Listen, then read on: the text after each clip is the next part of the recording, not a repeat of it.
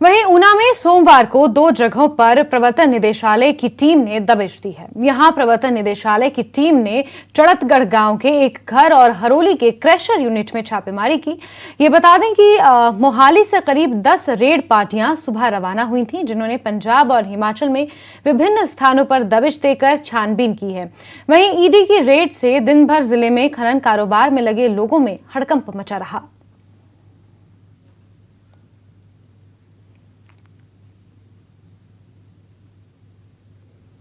शिमले तो कोई टीम आई है जी, ਸਾਨੂੰ ਤਾਂ ਸਵੇਰੇ ਪਤਾ ਲੱਗਿਆ ਵੀ ਕੋਈ ਈਡੀ ਕਹਿੰਦੇ ਈਡੀ ਦਾ ਕੋਈ ਐਸਾ ਕੋਈ ਰੇਤੇ ਰੁੱਤੇ ਬਾਰੇ ਕਹਿੰਦੇ ਜਾਂਚ ਕਰਨਾ ਹੈ।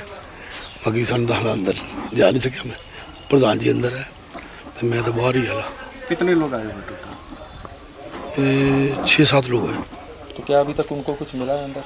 नहीं मिला कुछ नहीं, कट्टा जैसा कुछ पता नहीं कहाँ कैसा क्या है, एक मिला बस, बाकी और कुछ नहीं हमारे सामने मिला। एफडी उडी मिली है, वो जांच कर रहे हैं उनकी। कोई कैश भी मिला? कैश नहीं अभी कोई मिला देखा है। जो एफडी मिली है वो कितनी की है? उसके फादर के नाम से मेरे ख्याल लाख रुपए की 3-4 एफडी है ऐसा कुछ। कब से कार्रवाई शुरू हुई है? ये सुबह कोई 7 बजे, आज 7 बजे। खबर शिमला से, जहां पप्पी ढाबे में चोरी का मामला सामने आया है, जिसमें ढाबे में काम करने वाला एक नेपाली युवक 25,000 नगद लेकर फरार हो गया।